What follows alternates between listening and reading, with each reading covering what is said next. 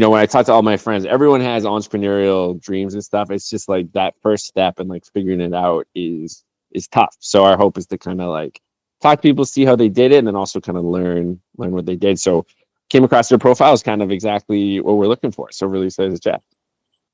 Yeah, it's kind of a nice coincidence that you guys hit me up. I mean, this year is technically the like 10-year anniversary of me, doing the art publishing, like making art books and stuff. I do a bunch of other stuff, but that was yeah, it was kind of trippy to realize that I've been, I guess, doing this for 10 years. I mean, it's wild. It's hard to because I do so many other things. Like I make art, I work as, a designer, art director, I mean, a photographer, and then I've like, worked corporate jobs, I've worked freelance, and then the publishing has kind of been just like a through line throughout that process, and it kind of weaves in and out. And I've taken, random breaks because, like you said, it's hard, when you work a 9 to 5 and have 4 other things you're trying to do, things kind of naturally prioritize themselves, and also if you just don't have money to make books, it's hard to, if you don't have a budget, it's hard to make books, I guess. Yeah, like I think it would be, helpful context too, because you're talking about the self-publishing, but like I guess in a summary, like what would you say is that like you define your career right now that you're doing? Yeah, I don't know. I guess I'm just like, I hate to say it, but like a blanket, just like creative, I mean, like I make the majority of like my income and my career is right now being a freelance designer and art director. Like I said, I've been in advertising mostly for the last 5 years, but what year is it? It's 2025. I guess like the 5 to 7-ish years before that, I worked in-house mostly at like surf skate brands, and that was kind of the world that I was in. I worked for Pilgrim, like you said, in New York for about 2.5 years. Also helped try to start this eyewear brand with them. And then prior to that, I worked for Globe, the Australian, footwear surf skate company, for them for about 5 years. I mean, I worked in surf shops and stuff in high school too, so that was very much like the world I was in. Grew up in Redondo Beach, which is in the southwest corner of LA County. If you guys are familiar, it's in the South Bay area, kind of by Hermosa, Manhattan Beach, and Okay. Palos Verdes to the south. I went to school in San Diego at San Diego State, and was not planning on doing art at all.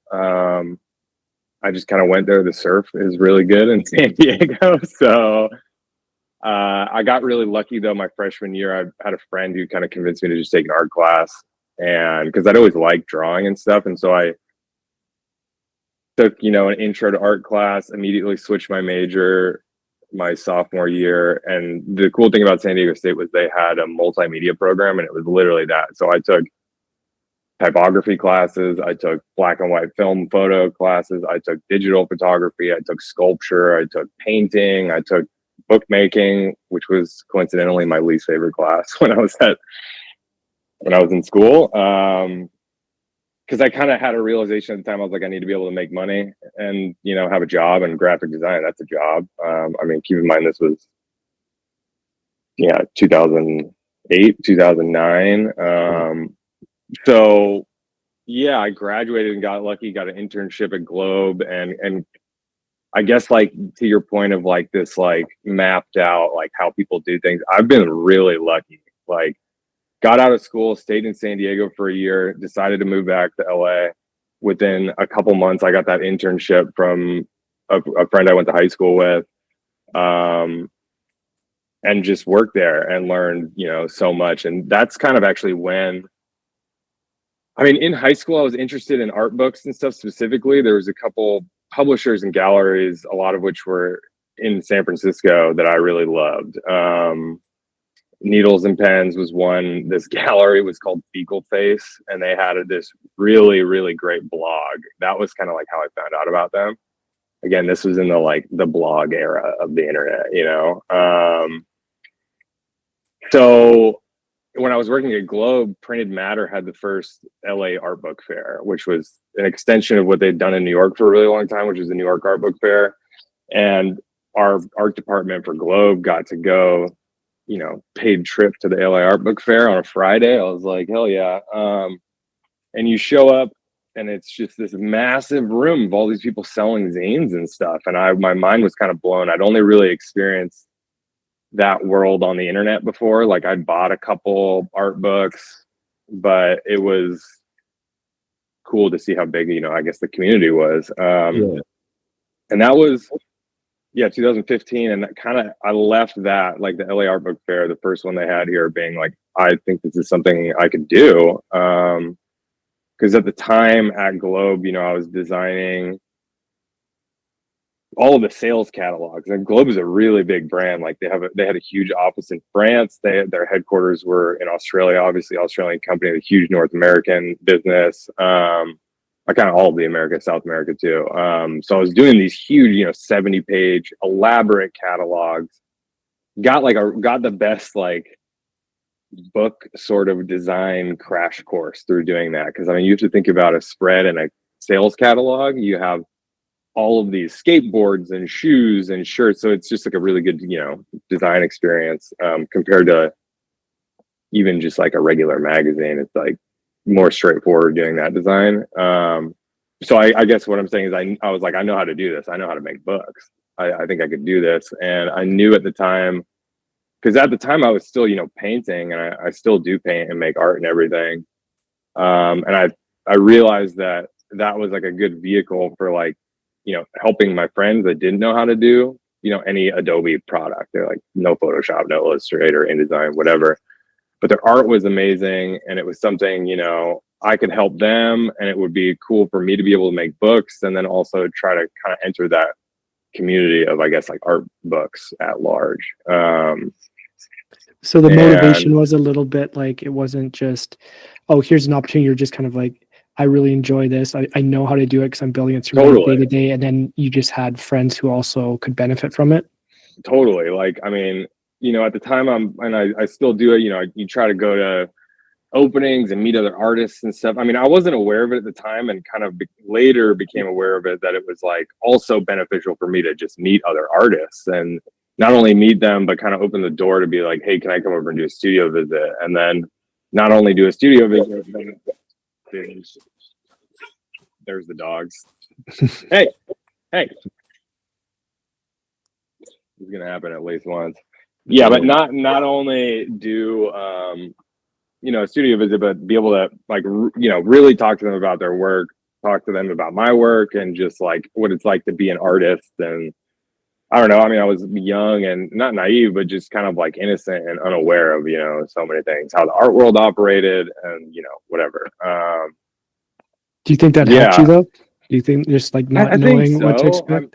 Yeah, I think so, because I don't know. Like the other thing about the quote unquote publishing studio was like, I really wanted to have an opportunity to just make whatever I want. No rules. Like, I don't have a boss. Like, it's just me and the artist. We can do whatever we want, however many we want, you know? And I've kind of always just operated under that, like no rules, no plan, no, like, I just want to have fun, you know, because I have a job. I'm like super lucky that it's, you know, this isn't the thing that I'm like trying to use to pay my rent. And I never want to be, I guess, guided by anything other than just like, this interests me. I'm like curious about this artist, whatever the art, or whether it's not even an artist, it's just some topic, you know, like, I mean, surfing, I haven't really, you know, I've like wanted to do a surf specific zine or something like that for a long time, but it's kind of hard because kind of just want to enjoy surfing too and not think about it in that way. Like, it was I reached a point when I was I mean, I was like 7 years in, like working in the surf world, where surfing wasn't fun for me anymore. So it's kind of like that, where I'm like, I don't want to touch that yet, but I don't know, I'm just fucking rambling now. So it sounds like you would it be fair to describe you then as a multimedia artist? Like, you seem to work across mediums, and that I'm kind of getting the impression that that's sort of what led you to make these connections, that if you had stayed in one specialty, you might not have seen. Is that fair? Yeah, totally. I mean, like, a bunch of my friends like make furniture, and I'm like super into that too. Like, wow, what a cool lamp, like, oh, I don't Yeah. know. I don't want to like put limits to either, I guess, A, what I can make as an artist, or B, what the publishing studio can do, like I'd love for there to be a world in which I work with somebody that makes a cool lamp to make an edition of lamps and sell those. Like, why not, Yeah. Could you maybe go back to like when you graduate university? Because I believe you said you went to, was it painting and your painting and printmaking was yeah. your So San bachelor's? Diego State, I was at school at San Diego State. I was multimedia, which allowed me to do like typography 1 and 2, graphic design 1 and 2, and an assortment of digital programs to basically enter the world as a graphic designer and be able to make money. But then I also, took sculpture and painting, and it was literally called the art of the book. But that was more like, this is how you make like really intricate hand bound artist 101 books, like kind of a different thing, but still an interesting experience, So and how also did I'm relevant to curious? what I do now. I'm Oh, sorry, curious. I switched to painting and printmaking my senior year because I wanted to TA the black and white photo class, which was so sick because I showed up once a week, and then I just had 24-hour access to the lab to develop my film and print anytime.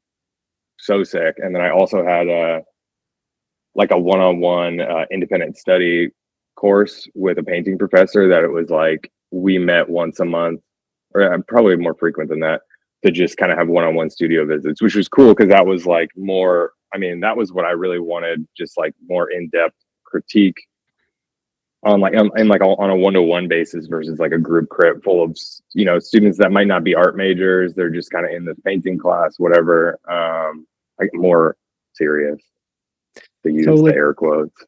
when you're in school, like how much do you think, like obviously you're not doing exactly everything you went to school for, and I think a lot of people face this as they go to school and then they end up later doing something completely different, which I did and a lot of other people do. Totally. But how do you feel like you mentioned having 24-hour access? Like it seemed like you were motivated beyond just like, this is just a degree to get me a job. Like you actually cared about it. How much do you think that formed your ability to sort of do your own thing later? It sounds like you had a lot of like self-drive there. Like, could you maybe just talk a bit about that? I think, I think that honestly just comes from like I said, I've always really been into art. Like, I mean, I used to love going to the art museum. Like, my dad is from New York, and we visited there a lot. Going to New York and being able to go to the Met, that was something I was gonna want to do at any age. Like I loved art. I just kind of going into college just thought, you can't be an artist. Like I got to go study business. Like I was literally going to study international business because I just wanted to study abroad, because that was a requirement of the program. And I was like, oh, I'm going to have to study abroad, whatever. So then when I finally made the switch, it was just like picking up that curiosity that I'd had since I was a kid, and I I just wanted to try everything. Like in our sculpture class, I was the only one that wanted to learn how to weld, which felt insane to me because it's like, you don't want to do this? You want to put on the leather and like the helmet. It's like, it's so cool. I don't really know other than just like, why not? Like, why, shit, I'll learn how to do that. Like, I've been really lucky with my jobs too, because it's kind of been similar. Like I've done so many different things, and whether at the time I was, aware of it, but I've learned how to do so many random little things that somebody might not experience at a job, I guess. Like I had to reach out to factories and fabricate 3,000 felt sunglass cases in New York. I'd never done that, and I was like, well, I'm getting paid to learn how to do this right now. Like this is cool, and I'm going to use this at some point in the future for myself when, nobody's paying me to do it. I'm gonna have to like figure it out, I guess. Yeah. Yeah. And so when you graduated, you, like you said, you went and worked at Globe, and then you had the job at Pilgrim, which are both, by the sounds of it, like you were doing creative things at this job. They're both cool companies. Totally. You're into surf. these are surf companies, surf and skate companies. So like, was it always on your mind during that time as well that you're like, I still want this freedom to do my own thing. I want to be freelance, or like, I don't know, like what was kind of your mindset? Like, was it always in your head that you wanted to work for yourself, or did it just sort of I happen? mean, the end goal, like, I graduated in 2012. I started working at Globe in 2014. So yeah, it's been 11 years I've been like working, but the whole time the goal was really like, I want to paint. I just want to be left alone in my studio and make art. Like if I could not work, I mean, I'll say this, like I'd say if I could not work, great, but also painting is work. But then also I'd probably still make books and t-shirts and hats because I like doing that at this point. Yeah. But it's been like a balance, like, working at Globe, it was, 10 to 6 every day in the office, and then I'd get home and paint from like 8 to 1 in the morning. And I always wanted to switch that balance. And it wasn't really until 2020 that like I went freelance in 2020. Actually, it was late 2019, and it was funny because of timing with the pandemic, and then everybody started to work remote. I got kind of lucky in that like work culture shifted, right? So like even now, a lot of people are just going to the office twice a week, whatever, at various jobs. Like in my industry, design, working for a brand, or doing advertising or whatever. And so basically, like the early years of graduate getting out of school, I wanted to shift the balance where it was like more time painting, less time working. And then I was finally kind of able to do that. So like, yeah, the last 5 years I've probably been making art and painting and like publishing art books more than I've been working, but that was definitely always the goal. And was that like, I guess that period, so late 2019, when you went full-time freelance, like, was there a threshold that you wanted to hit before you felt comfortable to make that leap? Like, would you have to be making a certain amount of money from freelance, or like, what It was kind was of the just thought? fucking just shooting in the dark, man. Like Yeah. I mean, I had like a bunch of crazy life stuff happen like around that time, like end of 2019. I was in New York. I moved back to California in November 2019, maybe.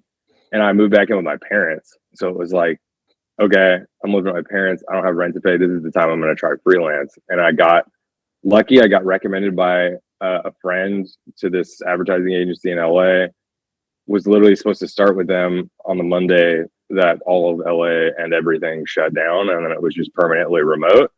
I ended up moving back to New York in June of 2020. So it's like it's clear I don't operate by a plan, like I'm just like all over the place, and like I guess to answer your question, it was like I'm moving back in with my parents. I don't have to pay rent, so I could try to be freelance now. And like I had a studio downtown at that point.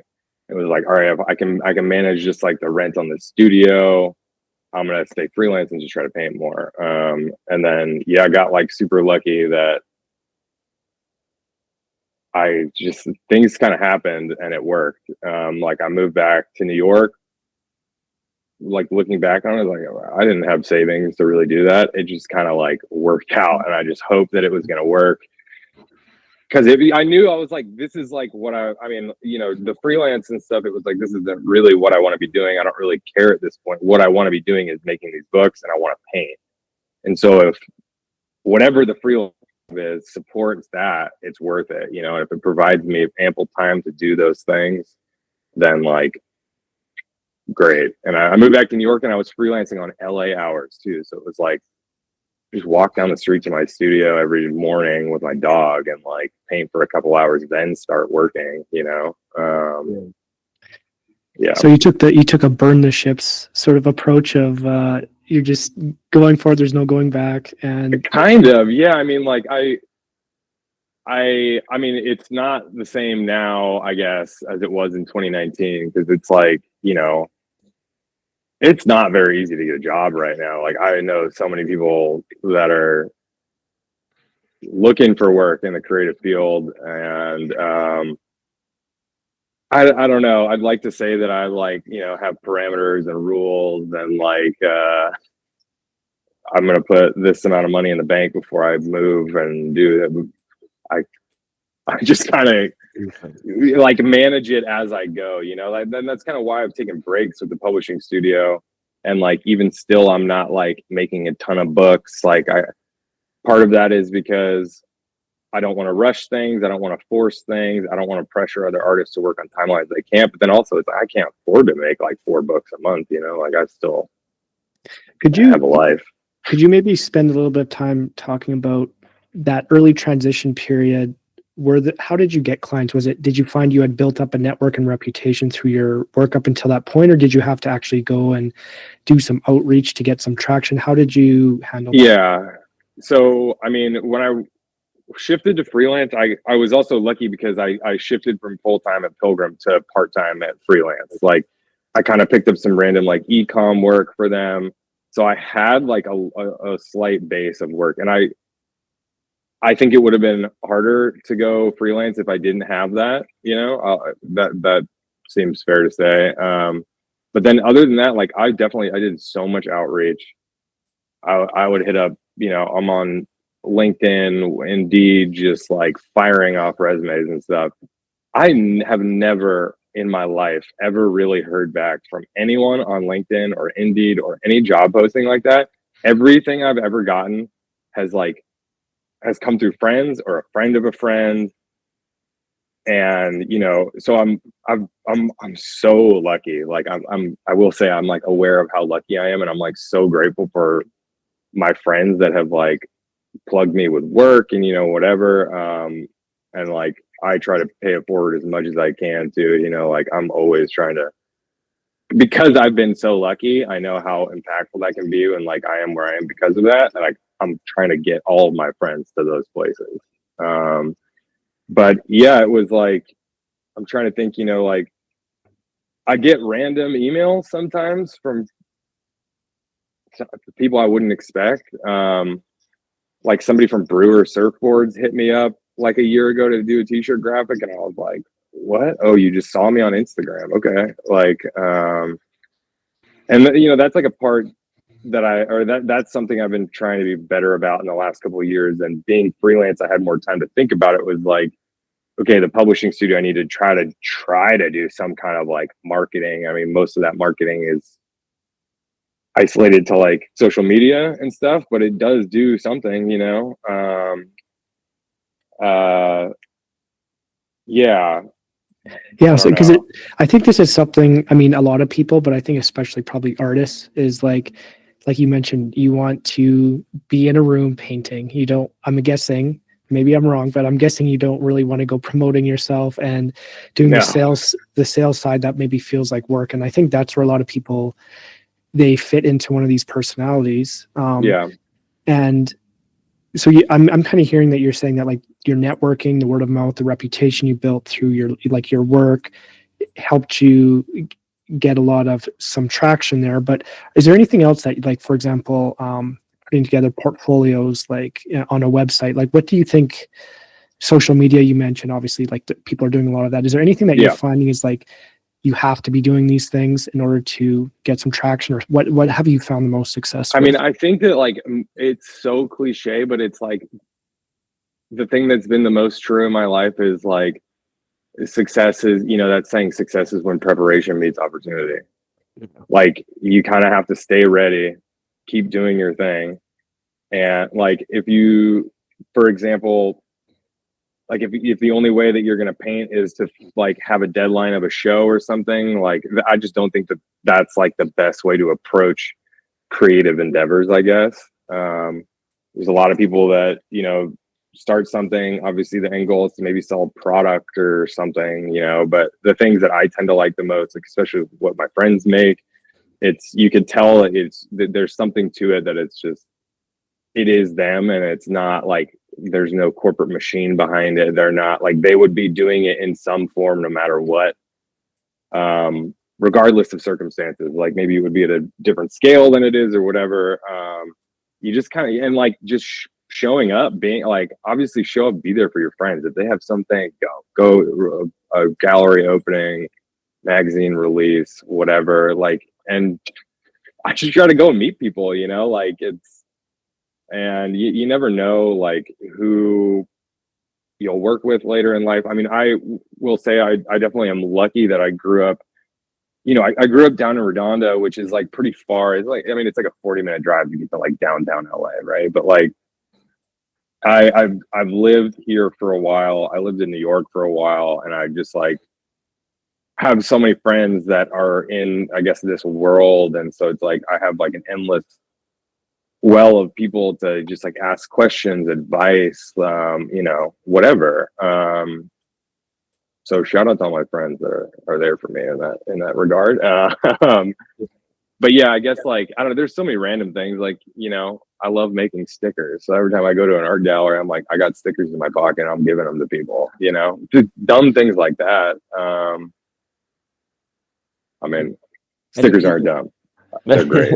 But has that been something that like you've become more comfortable with? Like, I don't know if you want to call it self-promotion or selling or whatever, like, because again, I think that's something too that people, they want to do something and then it's like so unnatural to their personality to be like self-promoting. Is it something that like got easier as you kept doing it and you're like more okay with it? I will say one thing that really helped, like speaking about just like the publishing studio specifically, there was a point like I said, I took like kind of like a little break, and when I went freelance is when I was like, oh, I should start doing this again. I have so much time. And in that process, I decided that like the voice of the like brand or the studio, it's always like we, it's not I or me. Because the whole thing too is that I want to work with my friends, people I admire their work or whatever, and I want to provide them a lot of freedom to do what they want and like a platform to make a book, a lamp, a t-shirt, whatever. And it really is like it isn't just me, and that really helped me because it got me out of my head a little bit, thinking about, oh, this is my thing, and like, yeah, it kind of is my thing, but also like it isn't, like there's some people I've made books with where they are also a designer and they know how to use InDesign and stuff, and I just let them do it. Cool, great. So it's it is a we thing that specifically helped me a lot with the publishing studio as it pertains to me with like promoting myself and like my art. That's still something that's difficult. I don't love doing it. I think the thing now, if I'm talking to somebody about like my painting or my artwork, it really is just like, well, I'm just telling them about it. I'm not necessarily promoting, and I think that little switch in my brain, just like turning that a little bit, makes it easier. Interesting. And at a certain point, you just kind of got to get over it too, because it's like closed mouths don't get fed, like there are so many people that are trying to, make a life or make a living off of being creative, making art, doing whatever it is. And it is hard because,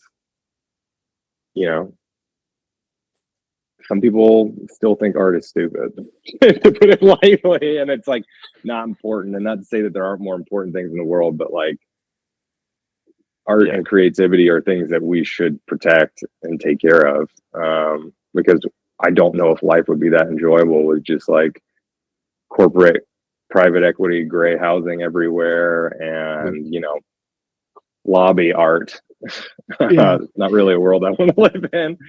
Yeah, I think that's kind of what we want with this show, is like more like, again, we think like the individual has a lot of like the smaller people who are driven by, they just really care about something, and then putting that out in the world makes things a lot better. Could you maybe talk a little bit about so that the moment of founding, you mentioned, I think you were taking a sabbatical, and you decided to try the publishing house. Could you maybe first, like, was this just books, or did you also do apparel? So I did. I've kind of always done like shirts from the beginning also.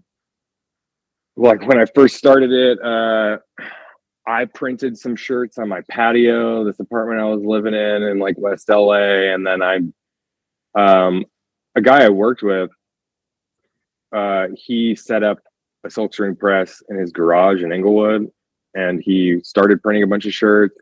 He ended up moving back to Japan. and then has since come back, and I'm literally printing shirts with him next week, which is really cool. Shout out to Tata. So yeah, it's been, I mean, like, because when I worked at Globe, it was so much of it's like graphic t-shirts and hats, you know. And I remember being in high school and just thinking, holy shit, is there a cooler job than like designing a t-shirt for Volcom, you know? Like, so that's kind of still like a thing, you know, like I still make, you know, hats and t-shirts and tote bags and stuff like that. If I won the lottery, I'd probably just like go start a clothing brand, you know, but it's so expensive to do it in a way that is like, I don't know, ethical, and like environmentally friendly, you know, and then I don't know, that takes a lot of like marketing and, you know, really caring, unless you win the lottery, you know, then you could just not care, I guess. But yeah, I'm curious. Yeah, that was one of the things I wanted to get to is, so you have this idea.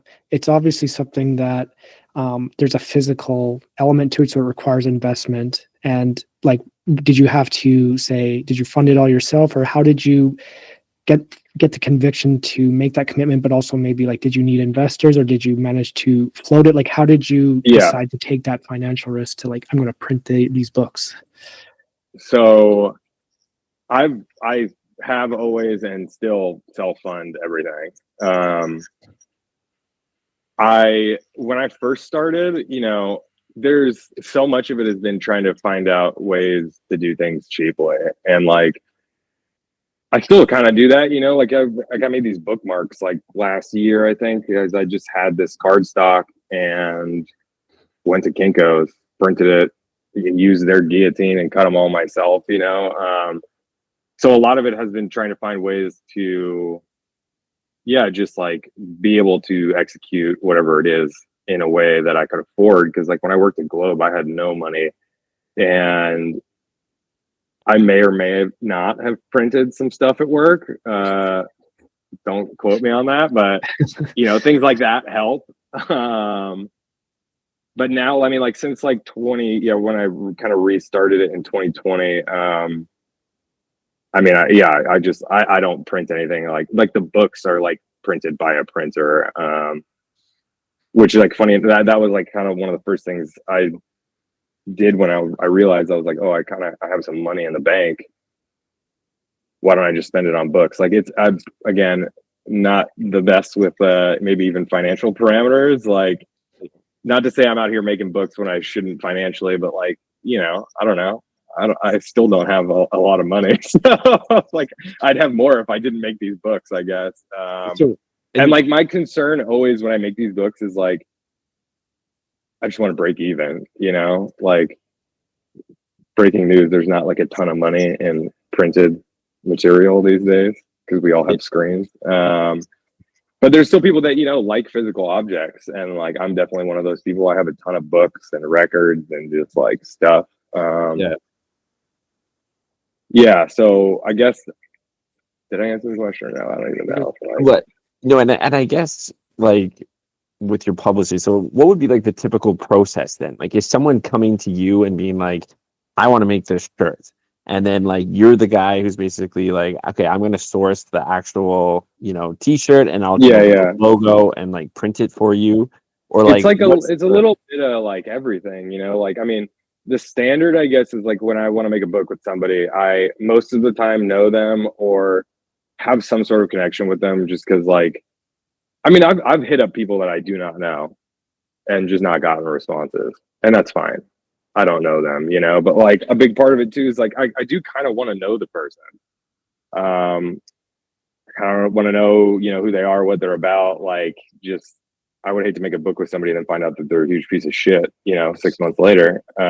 Like that's a part of it. But also like the way that I look at it, like not to say I do take it seriously, but like I said, like I don't try to push to meet a deadline. I don't want to, you know, it's not like super, I don't know, not to use serious, not to say it's not serious, but so like I need the person that I'm working with to kind of understand that, and it's hard to convey that to somebody you just don't know, I guess. But like, so a lot of it, it's I know somebody, I just say, hey, do you want to make a book? And then like from there, it either, if they know how to do it, like I said, I mean, there's so many people that are like me that have design jobs, but then also paint. So if it's one of those people, I'll tell them, hey, you can just do this if you want. Like, I trust you, you know, I can be involved if you want. I mean, that is what I tell everyone is I can be as involved, or I can be as involved as you want, or just like let you do your thing. Like either way, you tell me how I can help you. Like if you need me to document stuff, I can. If you want to scan it, go ahead. If you know, like I try to be as flexible with the person that I'm working with as I am with like myself, you know, and kind of the studio.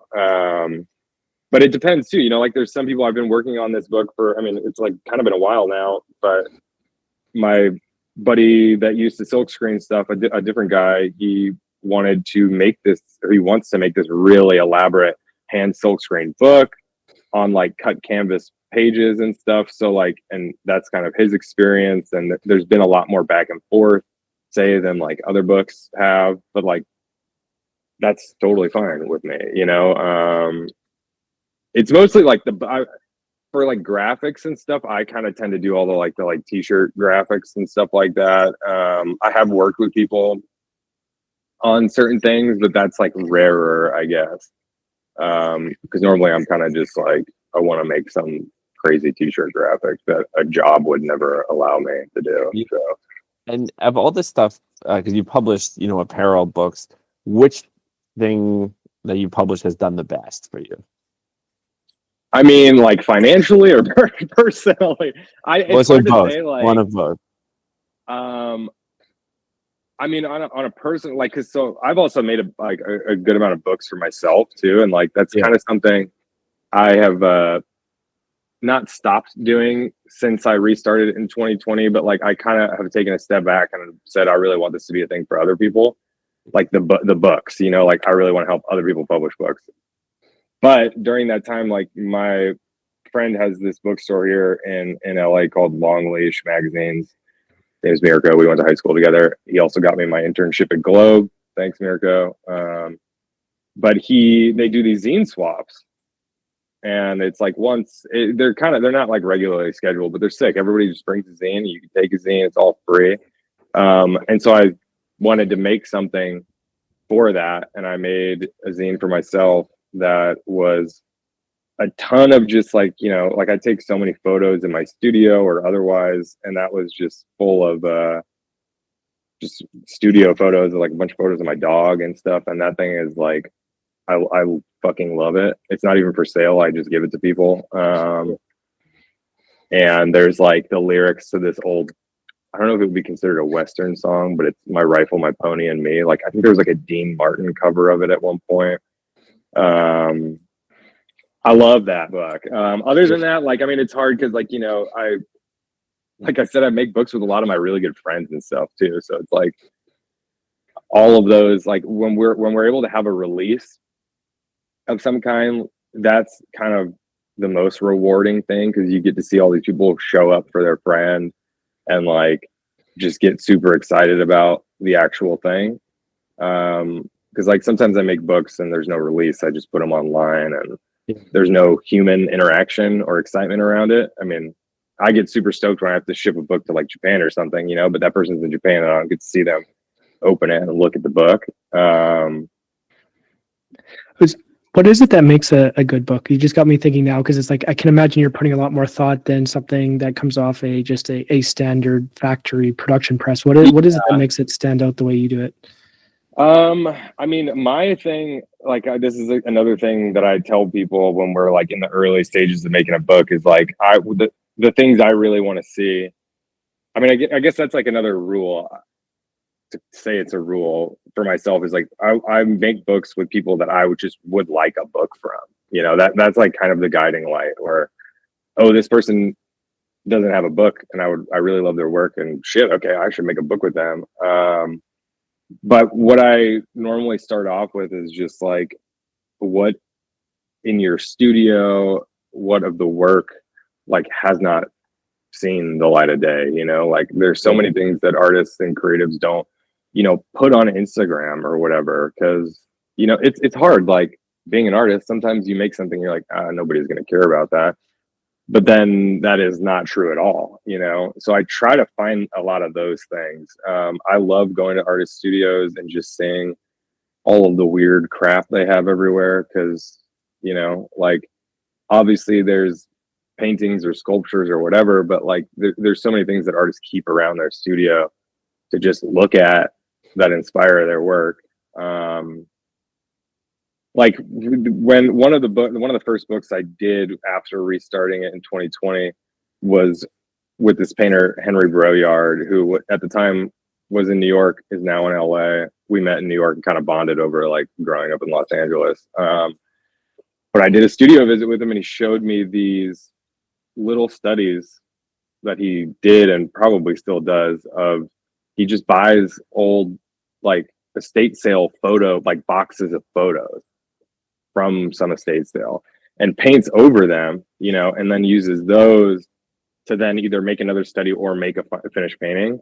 And he had never shown those in public, and like people didn't really see those. And we put those in the book, and then we're able to do a release at this bookstore in Brooklyn called Head High by the Brooklyn Navy Yard.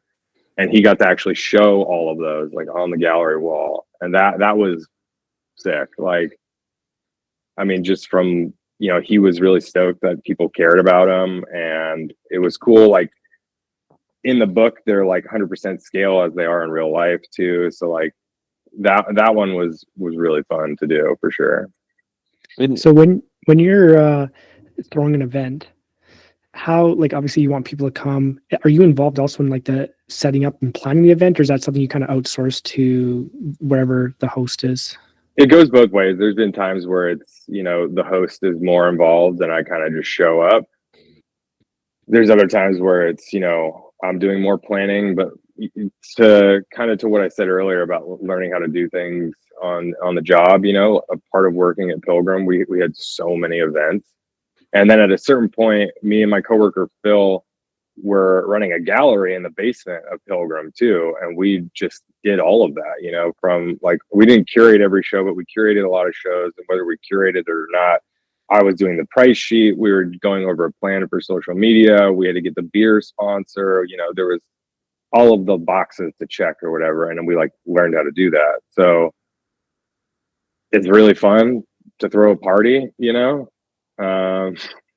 And yeah, it's like kind of the same approach as everything, you know. It's like, do you want me to be involved? I have friends that have beer companies or know somebody. I can get a sponsor. I could have somebody take photos, like, or not, whatever. So it's definitely like, I wasn't always doing those until like pretty much 2021. And like I said, I don't always do them, but I try to find an excuse to, no matter what, for sure. Yeah. So one thing you mentioned, that you said if you won the lotto, you'd start a clothing company. But you know, it sounds like you have a lot of different ideas, like creative outlets. So too many ideas. if you had like a $20,000 grant, is there an idea that's like in your head of something you think would be cool that you would put out there with like a somewhat reasonable amount of money? Is like something that's like, yeah, I'd probably like, I mean, there's things I've talked to specific friends about making that like would just fall under the category of like weird sculptural additions or something. Like, yeah, it's this custom like functional home goods thing, like a watering can or something, you know, but it's like designed by this artist. And there's like, you know, there's people that kind of do that or do forms of that. Like there's I think it's called Case Study. Like that's like a studio that makes artists, like sculptural artist editions, and they're rad, and like, you know, in the grand scheme of things, they're like affordable. They can be expensive, but it's not like buying an original artwork, you know. But like, I don't know, mostly because like I haven't done that, you know, and I think that would be a really cool challenge to try to find a factory to make this watering can out of like with a blow mold, you know, with like plastic, and I get them air, you know. Yeah, probably not a book, just because it's like, what else can I make? Just, I don't know, you know. It's kind of in the same light as like, you know, you're producing books based on artist work, but now this would be like physical, right. Products. Yeah. or like make a really cool flower pot with some artist, and then like have my friend who's a ceramicist like help make, like, Yeah. I think it would just be another excuse to try to like get all my friends involved to like make something cool too, like, hey, I got this money. Let's make this thing. Yeah. So what advice would you give to others who they could be creatives or looking to start something that they've had an idea of? Do you have any advice? I know you've mentioned like one of the keys to your success seems to be your willingness to just try things and being curious. Is there anything else, any other advice that you might have for others? I mean, I think like the biggest thing is for sure, like follow your curiosity, right? Like be interested in the things that you're interested in. Like for me personally, like with painting and my art, I for a long time wanted to avoid any themes around like the beach or ocean or something. I grew up by the beach, and I kind of, not to say I was embarrassed by it, but I was just like, no one gives a shit. And it's like, oh, I want to try to get away from that.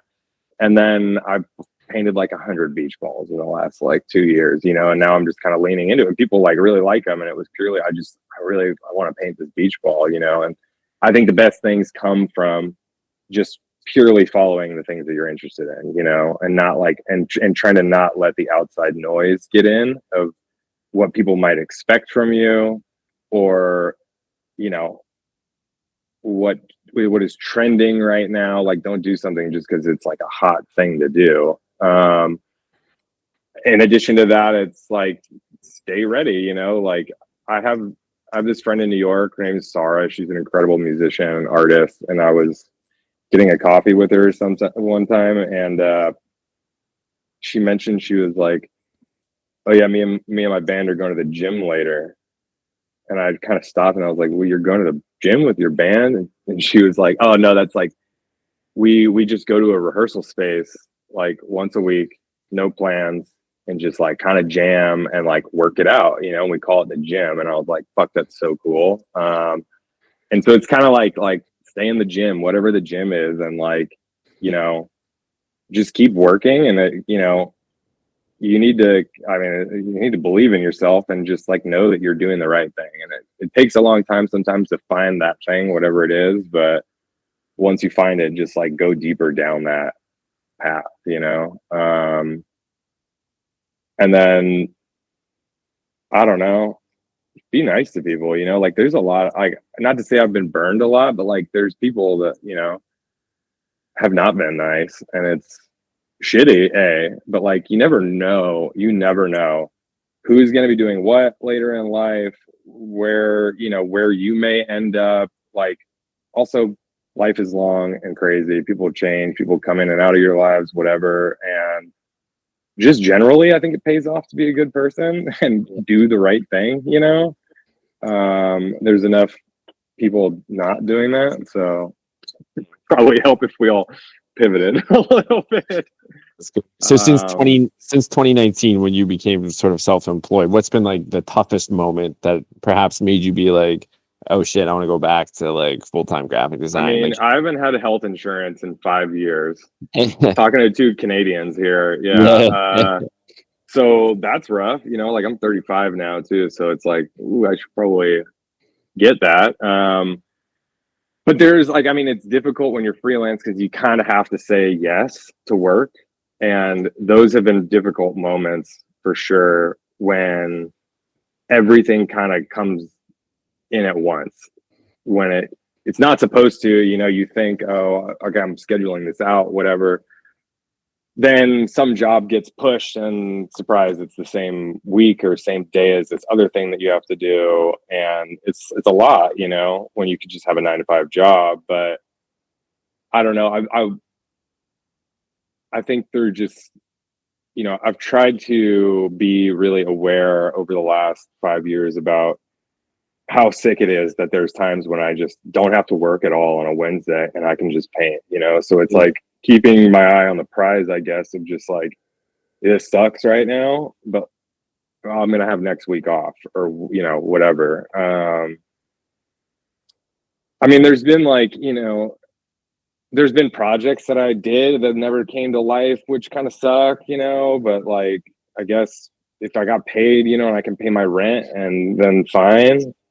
But yeah, a lot of it is just like time where I'm like, oh, I took too many projects and now I'm working all weekend. You know, I have no life. What the fuck am I doing? Why do I even do this? Oh my God. That type of thing. You know? So on the flip side, has there been a moment where you're just like, yeah, like, fuck yeah, I made the right decision. This is awesome. This is way better. Yeah, for sure. I mean, like, I think even from like the small moments, you know, like anything specific how I of said, like a you know, job or I mean, I remember being in New York and there was a Wednesday where I got up early, like took my dog to the park, went, worked out, shot a basketball around, was in my studio at 10 a.m. on a Wednesday and just started working. And I worked for 3 or so hours. And I kind of came out of the haze and I just thought, holy shit, this is the coolest thing ever. Like 18-year-old me would be so excited to see this. And that's like kind of been a thing too, you know, whenever if things seem too much or too crazy or whatever, I kind of have to come down to earth and think about that specifically. Would I be stoked like 5 years ago, me, like 30-year-old Matt, 25-year-old Matt, 20-year-old Matt, would they be complaining about this right now? Or would they be, you know, no, okay, fuck it. Like, do the work. Do the work so then I can do fun stuff and not work, I guess. I remember I heard a quote from, I think it was Virgil Abloh, where he's like, I try and do stuff that like the 17-year-old version of myself would be cool. Dude, it's so true. And that kind of comes back to the like follow your true interest, you know, like so like I said, I'm 35 and so many of the things I'm interested in right now are things that I was interested in when I was like 6 or 7 or 8, you know, when I was just a kid. Just like looking at a history book in my bedroom at night, like, wow, that's like, I still do that, you know? Like we change throughout life, but a lot of those interests and curiosities kind of stay rooted in us from an early age, I guess. Yeah. Oh, so this has been great. Before we leave, we do want to give you a chance to promote your work, how people can find you, buy your stuff. You can find me on Instagram. It's Matt Borgia Borgia. If you forget the dot, you'll see my cousin who is also named Matt Borgia. Shout out to Matt. The publishing studio is Last and Least Studio, just spelled like that on Instagram. The website is lastandleaststudio.com. There's quite a few books that I'm working on right now. A big group book of California artists, which I'm really excited about. Who knows when that will be done? That's kind of the caveat. I'm promoting things that I'm like, they'll be out at some time. And then a couple other, right? A couple other like solo books with artists, which I'm super hyped about. And then I personally, me as an artist, I'm going to show a painting September 6th here in Los Angeles at a group show, which I'll post more info about online, and probably I think another show in the fall here in Los Angeles. So if you're in LA, oh yeah, I don't need follow me for more information. Yeah. It's so hot here right now, though. Like, it's going to be 100 degrees for like the next week. So. Yeah, well, if you have like a wham! So I'm complaining. So yeah, if there's a winter show, Taylor and I are gonna too sunny. Yeah, come back in December. It'll be 74 degrees. You know. Let's do it. Awesome. Well, thanks so much, man. It was great to chat. Yeah, of course. Thanks for hitting me up.